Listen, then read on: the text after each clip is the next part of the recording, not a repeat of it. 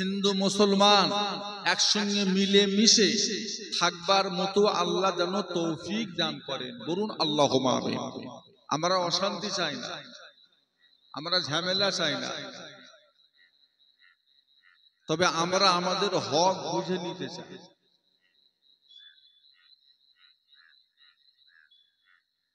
বড় নিয়ামতের মাস, বড় বরকতের মাস, বড় মাগফিরাতের মাস, এমন একটা মাসে আল্লাহ পাক আমাদেরকে নিয়ে এসে বসিয়েছেন, যে মাসটার নাম হলো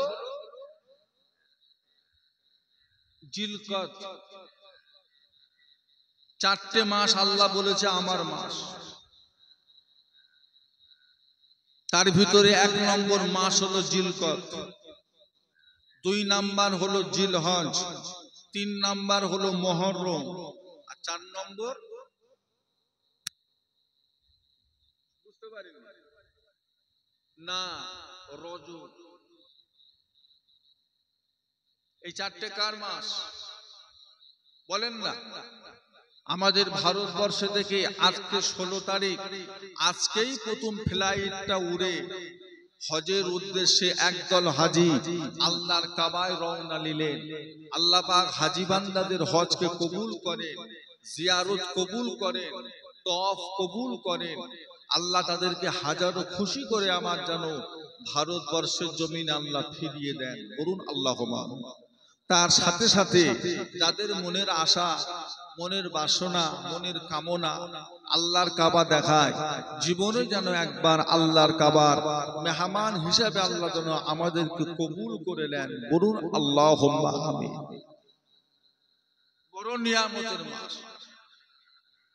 আর রমজান মাস, এটা হলো উম্মতের মাস, ওটা আল্লাহর মাস না, ওটা আমাদের মাস।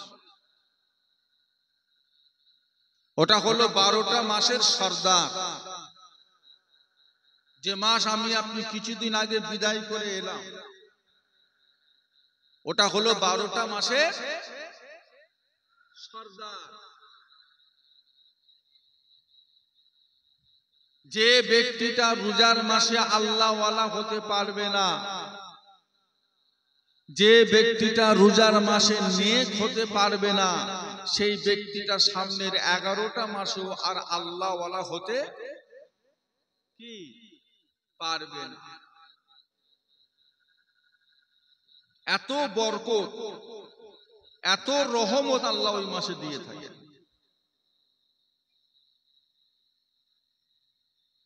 এই মাসটা আল্লাহর মাস, তারপরও এই মাসে যদি আমরা 1 খতম কোরআন শরীফ পড়ি, আমরা 1 খতম কোরআন শরীফেরই সওয়াব পাবো। কিন্তু রমজান মাসটা হলো এমন একটা মাস, 1 খতম কোরআন শরীফ যদি আমরা পড়ি, আল্লাহ পাক 700 কোরআন খতমের সওয়াব আল্লাহ লিখে দেন। একটু মহব্বতে বলা যাবে না? 700। আল্লাহ প্রথম দিয়েছিলেন 100, আমার নবী খুশি না, আল্লাহ মাত্র 100। আল্লাহ বলে, যান হাবিব, আমি আল্লাহ সওয়াবের পরিমাণটা 700 করে দিলাম। নবী তাও খুশি না, আল্লাহ আমার উম্মতের হায়াত কম, 60 বছর 70 বছর বাঁচবে, মাত্র 700 গুণ। আল্লাহ বলেছিলেন বেগাইরে হিসাব, কোনো হিসেব নেই। শুরু 70 থেকে এর শেষটা কত, সেটা আমি আল্লাহ খুশি করে আমার বান্দাতে করে দেবো। একটু মহব্বতে বলা যাবে না? তাহলে বলেন, ওই মাসে যদি আমরা ভালো হতে না পারি, আর সামনের 11টা মাসে হতে পারবো? পারবেন? যে ব্যক্তিটি একটা মাস রোজা রাখলো, তারাবির নামাজ পড়লো, রোজার মাসের হক আদায় করলো, আর ঈদের নামাজ পড়ে ঈদগায় এসে নামাজ পড়ে বাড়ি রাস্তায় রওনা নিল, আল্লাহ রসুল বলেছেন ওই ব্যক্তিটা যেন একটা বেগুনা মাসুম বাচ্চা ছেলের মতো হয়ে যাবে। একটু মহব্বতে বলা যাচ্ছে না?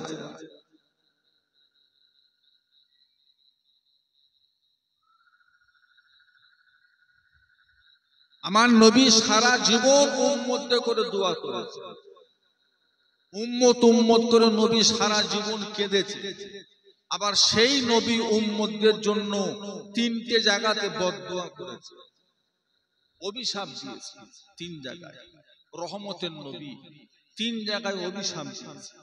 এক নাম্বার হলো, আল্লাহ যেই ব্যক্তিটা 1 মাস রোজা পেল, অথচ 1 মাস রোজা পেয়ে রোজার মাসের হক আদায় করে নিতে পারল না, সেই বান্দাটার উপরে আল্লাহ পাকের গজব, আল্লাহ পাকের লানত, আল্লাহ পাকের অভিশাপ নাযিল হোক। আমার রাসূলুল্লাহ বলেছিলেন আমিন। আমার নবীর বদদোয়া মিস যাবে? আমার নবী বদদোয়া করেছে, যে রোজার মাসের হক আদায় করতে পারল না, তার উপর খোদার গজব।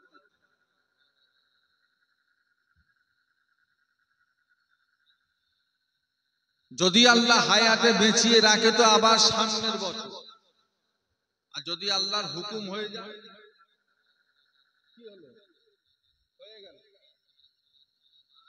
যদি আল্লাহর হুকুম হয়ে যায় আর রোজা পাবো,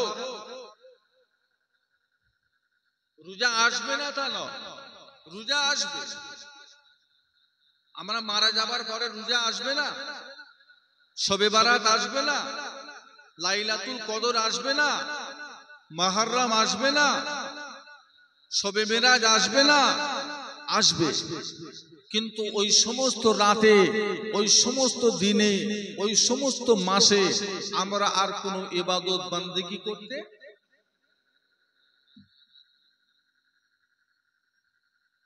দুনিয়া জমিনে বসে একবার যদি আপনি বলেন সুবহানাল্লাহ, হাদিস পাকে এসেছে এক সুবহানাল্লাহর ওসিলায় আল্লাহ আপনার আমার নাম দিয়ে আল্লাহ জান্নাতে আল্লাহ একটা গাছ তৈরি করে দেবে। আর এই সুবহানাল্লাহটা যদি আমি আপনি কবরে যাওয়ার পরে প্রতিদিন যদি 2000 বার করেও যদি পড়ি, তাতে আর একটা নেকিও বলেন না। কবরের জিন্দেগির কোনো দাম বেকার, এটা আপনাকে বুঝতে হবে। আপনি যে বেকার বেকার টো টো করে ঘুরে ঘুরে সময়টাকে নষ্ট করছেন, যোহর নষ্ট করলেন, আসর নষ্ট করলেন, মাগরিব নষ্ট করলেন, ইশাটাকেও নষ্ট করলেন, এইভাবে সপ্তাহ পর সপ্তাহ পার হয়ে যাচ্ছে। এই জিন্দেগিটার কবরে যাওয়ার পর কিন্তু আর কোনো দাম থাকবে না। কবরবাসী কোরআন পড়বে, তাতে নেকি হবে না। কবরবাসী নামাজ পড়বে, তাতে কোনো সওয়াব। আল্লাহ রসুল কতগুলি সাহাবাকে নিয়ে হিজরত করছিলেন, একটা জায়গায় যাচ্ছিলেন, রাত হয়ে যাওয়ার কারণে আল্লাহ রসুল বললেন আজকে রাতটা আমরা এখানে থাকতে চাই, তোমরা একটা করে তাবু তৈরি করো। সাহাবা হুজুরেরা যে যার একটা করে তাবু তৈরি করলেন। রাতে খাওয়া দাওয়া করে আল্লাহ নবী সাহাবারা যে যা তাবুর ভিতরে গিয়ে আরাম করছে। ফজর বেলা একটা সাহাবা উঠে আল্লাহ নবীর কাছে এসে বলছে, ইয়া রাসূলুল্লাহ, হাবিবাল্লাহ, গতকাল রাত্রিরে আমি যেখানে তাবু করেছিলাম শোবার জন্য, সেখানে একটা আমার মুসলমান ভাইয়ের কবর ছিল, এটা আগে আমি বুঝতে পারি। বুঝলে কি করে? ইয়া রাসূলুল্লাহ, রাতে গিয়ে যখন আমি ঘুমিয়েছি, শুয়েছি, কবরবাসী কবরে শুয়ে শুয়ে সারা রাত কুরআন শরীফ তেলাওয়াত করেছেন, এটা আমি নিজে কানে শুনতে পেয়েছি। আল্লাহ রাসূল বলেছিলেন, তুমি বলতে পারো তুমি কুরআন পাকের কোন সূরা পড়ছিলেন? কুরআন পাকের কোন সূরা তেলাওয়াত করছিলেন? সাহাবা হুজুর বলেছিলেন, ইয়া রাসূলুল্লাহ, হাবিবাল্লাহ, উনি কুরআন পাকের যে সূরাটা তেলাওয়াত করছিলেন, সূরাটার নাম হলো সূরা মুলক। সূরা মুলক। তাবারাকাল্লাযী বিয়াদিহিল মুলক। অহুয়া আলা কুল্লি শাইইন কাদির আল্লাযী খালাকাল মাউতা ওয়াল হায়াতা লায়াবলুকুম আইয়ুকুম আহসানু আমালা ওহুয়াল আজিজুল গফুর।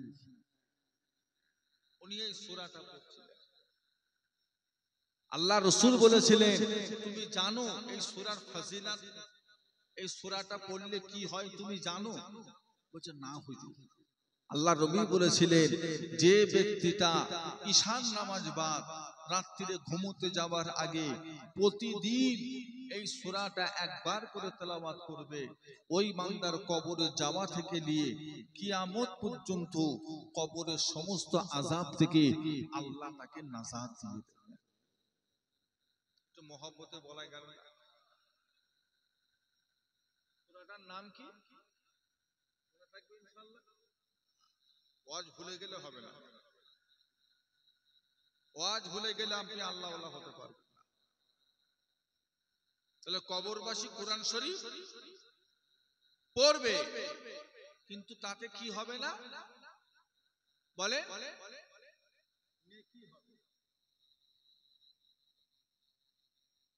আল্লাহ নবী আমার আপনার নবী দয়ার নবী বলেন, ইজা মাতাল ইনসানু ইনকাতা আনহু আমালুহু, মানুষ যখন মারা যাবে, মানুষটা যখন ইন্তেকাল করে যাবে, ওই মানুষটার প্রতিটা আমলে দরওয়াজা আমার আল্লাহ পাক বন্ধ করে দেবেন। নামাজের দরওয়াজা বন্ধ, রোজা দরওয়াজা বন্ধ, হজ যাকাতের দরওয়াজা বন্ধ, দান খায়রাতের দরওয়াজা বন্ধ, কোরআন পাক তেলাওয়াতের দরওয়াজা বন্ধ, জিকির ফিকিরের দরওয়াজা বন্ধ, প্রতিটা দরজা আল্লাহ পাক বন্ধ করে দেবেন। সে পীর হোক, ওলি হোক, গৌস হোক, কুতুব হোক, আবদাল হোক, সাধারণ মানুষই হোক না, ইন্তেকাল করে গেছে মানে তার আমলের দরজা কি হয়েছে? কোন কবরবাসী থেকে কিছু চাওয়া যাবে? চাওয়া যাবে? তেনার দেওয়ার মতো ক্ষমতা আছে?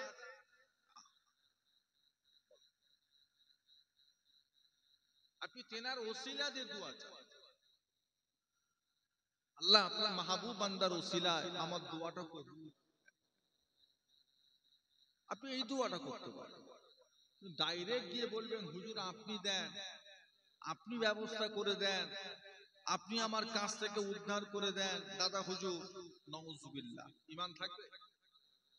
ঈমান থাকবে?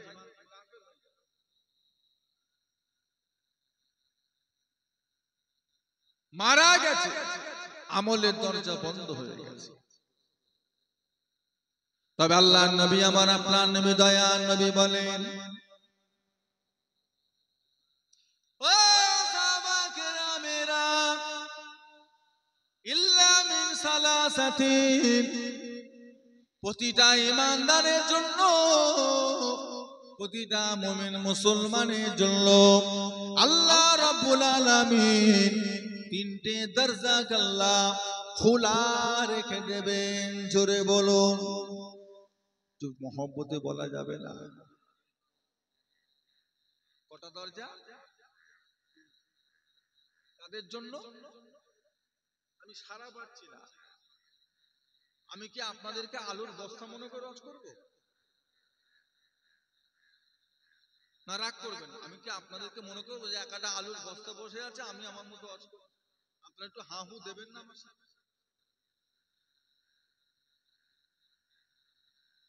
কাদের জন্য? কাদের লেগে তিনটে দরজা? ঈমানদার। হ্যাঁ, মাথায় রাখতে হবে, ঈমানদার। ঈমানদার কাকে বলে? মাথায় টুপি পরলে ঈমানদার, মুখে দাড়ি রাখলে ঈমানদার, শরীরে জুব্বা পরলে ঈমানদার। ঈমানদার কাকে বলে? মাথায় টুপি তো শিয়ারাও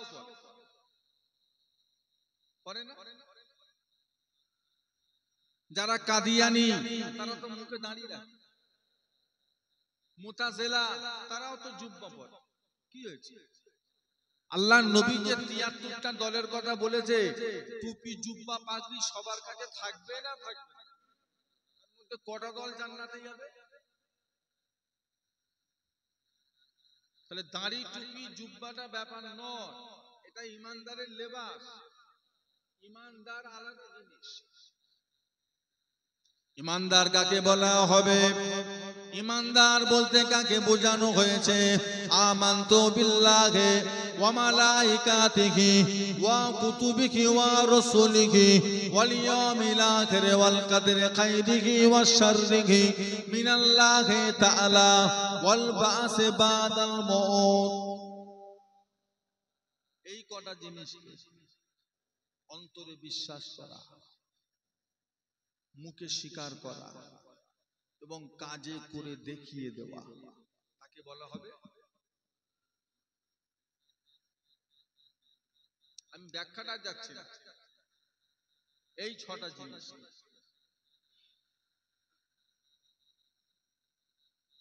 অন্যায় ভাবে মানুষের প্রতি অত্যাচার করলেন, আপনি ইমানদার? বলেন না ইমানদার? মিথ্যা কসম খেলেন, আপনি ইমানদার? বলেন। কত সহজ। কোরআনের ভুল ধরলেন, ইমানদার? নবীদের গুনাহ আছে বলে বিশ্বাস করলেন, ইমানদার? আখিরাত বলে কিছু নেই, আপনি এই বিশ্বাস করলেন, ইমানদার? সব করছি আল্লাহ করিয়েছে, গুনাহও করছি আল্লাহ করিয়েছে, ইমানদার? ইমানদারের জন্য ৩টে দরজা খোলা থাকে। কবে? মরণের পরে। ও ভাইজানেরা, আল্লাহ রাসূল বলে ১ নাম্বার দরজার নাম ইল্লা মিন সাদাকাতিন জারিয়াতি। ১ নাম্বার দরজার নাম হলো সাদকায়ে জারিয়া। সাদকা মানে হলো দান করা, জারিয়া মানে হলো জারি থাকা। এমন একটা দান যেই দানের স্বভাবটা সর্বসময়ের জন্য জারি রয়ে যাবে। জোরে বলুন। ওই দানটা বলা হয় সাদকায়ে জারিয়া, যেই দানটা আপনি মসজিদে করবেন। ও ভাইজানেরা, এই মসজিদে ২০০, ৫০০, ১০০০, ২০০০ দান করলেন, ১০টা মার্বেল কিনে দিলেন, ৫ বস্তা সিমেন্ট মাটি কিনে দিলেন, মসজিদের প্লাস্টারটা করে দিলেন, মসজিদে ৪টে পাখা লাগিয়ে দিলেন, মুসল্লিদের উযু করার জন্য একটা উযুখানা করে দিলেন, একটা ঈদগাহ করে দিলেন, একটা পুকুর খনন করে দিলেন, পুকুরে একটা ঘাট করে দিলেন, মানুষের পানি খাওয়ার জন্য একটা কলের ব্যবস্থা করে দিলেন, মানুষ বসে একটু আরাম পাবে, 2টো গাছ বসিয়ে গেলেন। এই সমস্ত কাজ, এগুলো হলো সাদকায়ে জারিয়া। এগুলোকে বলা হবে সাদকায়ে জারিয়া। আপনার রেখে যাওয়া দান থেকে, আপনার রেখে যাওয়া জিনিস থেকে দুনিয়ার মানুষ যতদিন উপকার পাবে, প্রতিটা দিনের সওয়াব, প্রতিটা ওয়াক্তের সওয়াব আল্লাহ রাব্বুল আলামিন, আপনি কবরে শুয়ে থাকবেন, সওয়াবটা আল্লাহ পাক আপনার কবরেও পৌঁছে দেবেন। জোরে বলুন, মহব্বতে বলুন না। সাদকায়ে ও বাবাজি, এইরকম কিছু দান আমাদের প্রত্যেকটা মানুষের জন্য কিছু না কিছু করে যাওয়ার দরকার আছে না? আওকাত অনুযায়ী, আপনার সামর্থ্য অনুযায়ী যতটুকু আপনি পারবেন। এই মসজিদটা এখন ৭০ বছর নামাজ চলবে, ৭০ বছর সওয়াব আপনার পাবে। এই ঈদগাহটা এখন ১০০ বছর নামাজ চলবে, ১০০ বছরের সওয়াবটা আপনার কবরে যাবে। আপনার রেখে যাওয়া ওই স্নানের ঘাট, এই পুকুর, মানুষ জীবনকে জীবন ব্যবহার করবে, প্রতিটা দিনের সওয়াব আল্লাহ আপনার কবরে পৌঁছে দেবেন। একটু মহব্বতে বলা যাবে না? কারোর আশায় কবরে যাওয়া, নিজে কিছু করে যাবে। আপনি যদি এই আশায় যান যে আমি কবরে পালাবো আর ইমাম সাহেব প্রতিদিন সওয়াব পৌঁছে দিয়ে আসবে, আপনার ধারণা ভুল, ঠকে যাবে।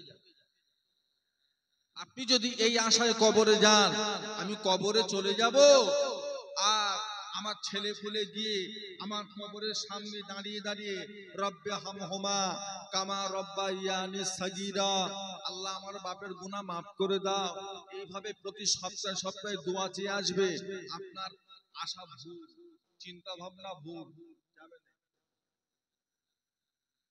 যাবে না। ও আপনার মরার পরে 1-1.5 মাস যাবে, ভুলে যাবে। বলেন আপনি আপনার আব্বার কবরে মাসে কবার যান? আপনি বলেন।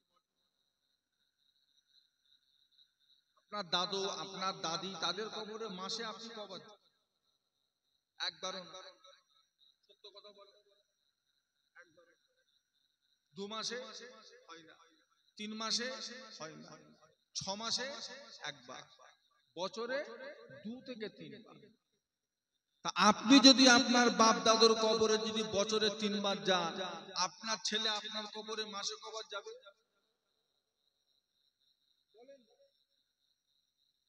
কবার গিয়ে কেঁদে কেঁদে দোয়া চাইবে আপনার জন্য? তাহলে ওদের আশায় কবরে যাওয়া যাবে না, নিজে কিছু করে যেতে হবে? আমার দাদু জান আলা হযরত ছোট হুজুর কেবলা রহমাতুল্লাহ আলাইহি বলতেন, বাবা নিজের চুলকানি নিজে চুলকা। হাসির কথা নয়, নিজের চুলকানি নিজে চুলকা, আরাম পাবে, শান্তি পাবে। ওই চুলকানি যদি অন্য কেউ চুলকে দেয়, ওই শান্তি হয় খুব জোরে চুলকাবে, চামড়া তুলে ফেলবে, আর না হলে আস্তে আস্তে চুলকাবে, যাতে তোমার শান্তি হচ্ছে না। তার থেকে ভালো একটা হাত পাকার ডাঁটি নিয়ে জামার ভেতর ঢুকিয়ে যদি ঘষি, কিছুটা হলেও শান্তি।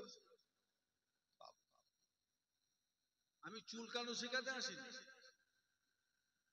আমার বলার উদ্দেশ্য হলো নিজের কবরের মাল সাবান নিজের সাথে করে নিয়ে, কারোর আশায় কবরে যাওয়া যাবে, ঠকে যাবে। সপ্তাহে 7 দিন না হলো সপ্তাহে একটা দিন আমাদের তাহাজ্জুদের নামাজ পড়ার দরকার আছে না? না, আমার সাথে কথা বলেন। আমি 7 দিন বলিনি, যারা 7 দিন পরে পড়ুক আলহামদুলিল্লাহ, যারা একদমই পড়ছে না 40, 42, 45 হয়ে গেল, এবার সপ্তাহে তাহাজ্জুদের নামাজ একটা দিন হলো পড়ার দরকার আছে না? সপ্তাহে একটা দিন, সে জুমার দিন হোক কি বৃহস্পতিবার হোক কি সোমবার হোক কি মঙ্গলবার হোক, যে কোনো একটা দিন সপ্তাহে পরে। 40 পার হয়ে গেল মানে অর্ধেক গেল না অর্ধেকের বেশি গেল? 40 পার হয়ে গেছে মানে যতদিন বেঁচেছেন আর সামনে ততদিন বাঁচব না। এবার তো নিজেকে একটু তৈরি করুন আখিরাতের জন্য, কবরের জন্য। থাকবেন কি করে? গ্রামবাসী তো খুঁজে গাজে মাটি দিয়ে চেপে চাপে দিয়ে চলে আসবে, যা তুই তোর বুঝি লিখে যা। এইবার কি হবে?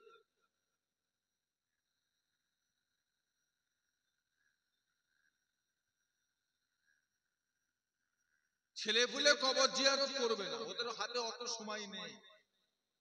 পরিবেশের অবস্থা দেখছেন না, এরা আল্লাহকে ফাঁকি দিচ্ছে, নামাজ পড়ছে না, এরা আপনাকেও ফাঁকি দেবে।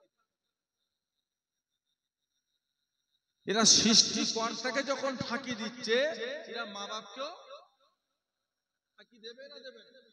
ফাঁকি দেবে।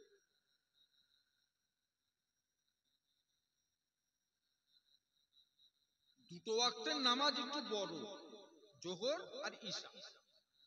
জোহর তাও কতক্ষণ লাগবে, এক মনে পড়লে 15 মিনিট,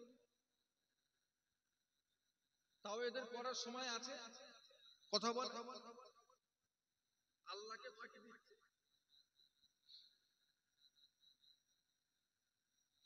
আবার এখনকার ছেলেরা মোবাইল টোবাইল পেয়ে এমন এমন ওয়াজ শুনছে, এমন এমন বক্তাদের ভক্ত হচ্ছে, এমন এমন কথা শুনছে যা আপনার বাপ দাদার জীবনও শোনেন, আপনিও জীবনও শোনেন।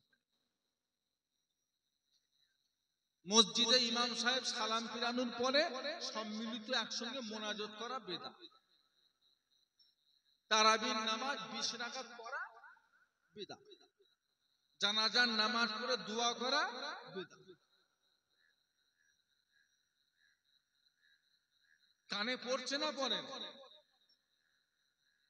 আমরা যে ইমামে আজম আবু হানিফা রহমতুল্লাহ আলাইহিকে আমরা যে মানি, বলছে এনাকে মানাটাও বেদাত।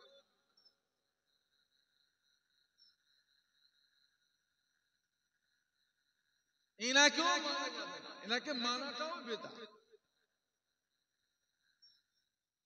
বলছে আমরা নাকি নবী মানিনি, আল্লাহ মানি, আমরা নাকি ইমামে আজম আবু হানিফাকে মানি। বলুন আস্তাগফিরুল্লাহ। আপনি একটা মিস্ত্রিকে ডেকেছেন যে ভাই আমার ঘরের সামনে একটা কুয়া করে দাও, একটা কুয়া করে দাও। দুটো মিস্ত্রি লেগে কোদাল দিয়ে মাটি খুঁড়ে মাটি খুঁড়ে মাটি খুঁড়ে মাটি খুঁড়ে মাটি খুঁড়ে মেশিন দিয়ে মাটি করে মাটি তুলে তুলে যতটা খুঁড়ে দিল, যেখানে দেখা যাচ্ছে সাদা ফুটফুটে পানি, যে পানিটা খাবার উপযুক্ত সেই পর্যন্ত করে দিল। আচ্ছা পানিটা কি কুয়াওয়ালা দিল? পানিটা কুয়াওয়ালা দিল? পানিটা কে দিল? কুয়া করে দিয়েছে ঠিক, কিন্তু পানি কা? ইমামে আজম আবু হানিফা রহমতুল্লাহ আলাইহি কোরআন হাদিসের ভেতর থেকে ডিপ থেকে যেগুলো আমাদের বোঝার ক্ষমতার বাইরে, আমাদের সাধারণ আকলের বাইরে, সেই সমস্ত মাসলাগুলোকে তেনারা হাদিস কোরআন ঘেটে ঘুটে খুঁজে খাজে মাসলাগুলো বার করে আমাদের কাছে সহজ করে বুঝিয়ে দিয়ে গেছে। মসলাটা কি ইমাম আজম আবু হানিফা না আল্লাহ রাসূলের? ওনার মসলা উনি তো খালি বার করে দিয়ে এলাও বাবা ধরো ধরো। আপনি এখন যদি বলেন ইমাম মানা যাবে না, আপনি চলতে পারবেন? বলে চলা যাবে? আপনার মায়ের শরীর খারাপ, আপনার বিবির শরীর খারাপ, আপনার বউয়ের শরীরটা অসুস্থ, বোনের শরীর খারাপ, হসপিটালে ভর্তি করলেন, ডাক্তার দেখালেন, ডাক্তার দেখে বলছে শরীরে রক্ত কম, থাকার কথা 12 হয়ে গেছে 7। এখন রোগীটাকে বাঁচাতে গেলে 3 বোতল রক্তের দরকার। ডাক্তারবাবু রক্তের গ্রুপ কত? বললে এ পজিটিভ। আপনি এক জায়গায় লিখে দেন, আমি রক্ত এনে দিচ্ছি। ডাক্তার একটা প্রেসক্রাইব করে দিলেন, আপনি বারাসাত ব্লাড ব্যাংকে গেলেন, বারাসাত ব্লাড ব্যাংকে গিয়ে সেটা জমা দিয়ে দেখালেন, উনি আপনাকে 3 বোতল রক্ত দিলেন। ওই রক্তটা নিয়ে এসে আপনি ডাক্তারবাবুকে দিলেন, ডাক্তারবাবু রক্তটা নিয়ে আপনার মা হোক, বউ হোক, বোন হোক, তার শরীরে পুশ করিয়ে দিলেন। এখন আমার প্রশ্ন হলো, যে রক্তটা আপনি দিলেন ওটা মুসলমানের রক্ত না কাফেরের রক্ত?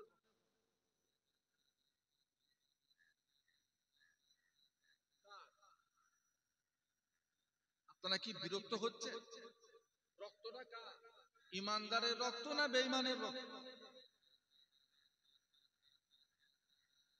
ওই যে পরের রক্তটা, অজানা রক্তটা আপনার মায়ের শরীরে দিলেন, এই দেওয়াটা শরীয়ত সম্মত হালাল হলো না হারাম হলো? চলবে না চলবে না?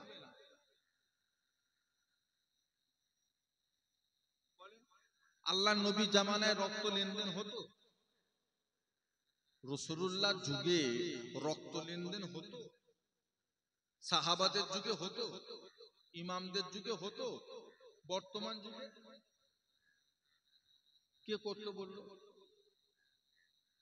এবার এটা জায়েজ না না জায়েজ এই ফতোয়াটা কে দেবে? কোরআনে আছে?